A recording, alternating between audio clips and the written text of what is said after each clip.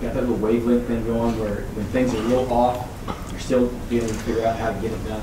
Yeah, I think we just kind of stayed with the process is the biggest thing all season long. I mean, obviously we didn't have the same success we had last year in the red zone this year, but I think when it counts that we've kind of came up big and made plays, and I think that goes with the play calls. We've been having good play calls, getting guys open, and then whenever stuff's off schedule, guys are continuing to work. They're not settling. They're moving around and staying alive so I can find them in the end zone. Hope said that he would cry if he was able to get Andy Reid a Super Bowl. How would you react? What would it mean to you to get Andy Reid the Super Bowl? Yeah, I mean, it'd be amazing, obviously. I mean, the work and that he's put in every single day, every single where he's been at. I mean, he's had success, and so obviously we want to get him that Super Bowl. But we understand it's a process. We understand that first off we gotta come in, have a great practice today, and then play great this weekend, and then try to give ourselves a chance to be in that game and get a chance to get him that trophy. Would you be happier for him or for yourself?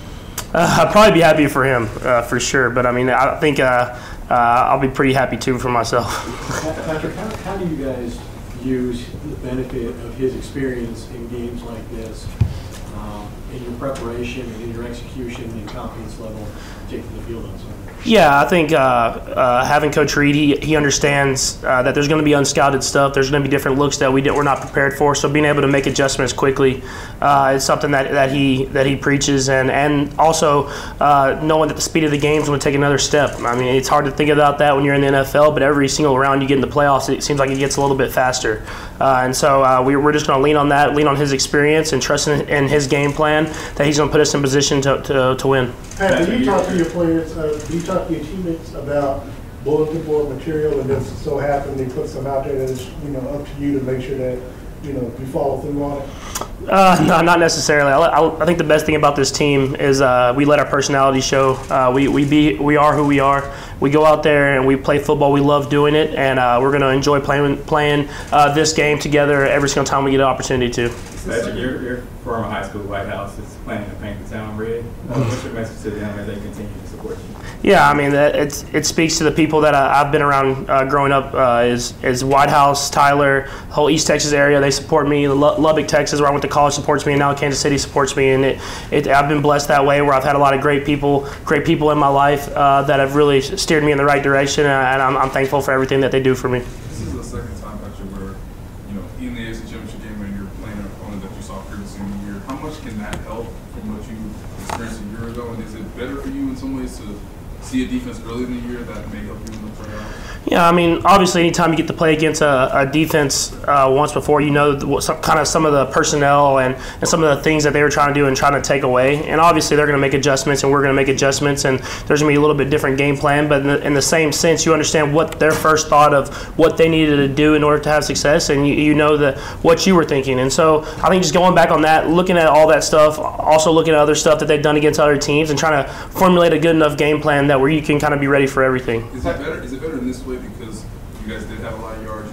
you guys did put up points versus maybe a performance that wouldn't have been as prolific? Is it almost helpful in that way, knowing that there's maybe 1, 2, maybe 3 things or so that can get you over the top in the second chance? Yeah, I mean, I think it goes both ways. I mean, if you looked at last week, the Texans, I feel like we didn't play as good offensively. The last game we had played them, and then we played really good this last one. So I think it goes both ways. You get to see the defense, you get to see what they're trying to take away, and then you try to combat that. And it can be stuff that you had success with, and then you want to go off of that, or if it could be stuff that you didn't have success with that you want to try to do better. And so, I mean, it's just every game's different. You know that they're going to have a different game plan, and you're going to go out there and try to execute as best as possible. Pat, Terry mentioned trouble sleeping, just with anticipation of how big this game is. How has your week been as far as compared to other typical weeks? Are you that excited, similar to how you handle the week? Yeah, obviously you have excitement. I mean, you're ready to play in this game, and this is what you want to do is play a home game, AFC Championship game, and get a chance to win in front of the fans. But I just try to stay with the process. I think that's been the biggest thing for me all season long is not trying to get too high or too low, and just focus on the process of day by day being great and getting the best out of every single day. And so hopefully at the end of the year I can look back and be in the spot that I want to be at. You guys sat there at 6-4 after that loss, and Andy Reid was just saying, okay, everybody kind of looked at each other and said, we got to step it up. You kind of agree with that, knowing that you were at 6-4 at a point at this season where You were tied for the division lead at that point. Yeah, I mean, obviously, I mean, I think at that point in the season, we didn't have a good run of games, or we weren't playing the way we wanted to play.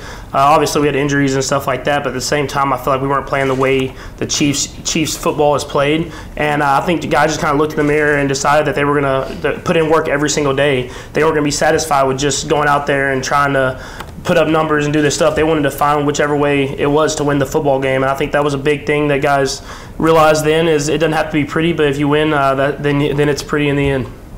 Patrick, there was a list that came out recently of the top 10 most well-mannered celebrities, and you were on that list. Does that surprise you, and where do your good manners come from? Yeah, I think it goes back to where I come from. Being in East Texas, small town, everybody's usually pretty nice to you, and you kind of have to respect your elders and do all that different type of stuff. But I'm just who I am. I mean, I think that's the biggest thing. Is I've always felt like if I'm nice to people and treat them like that I want them to treat me, then usually good things happen. Okay, thanks guys.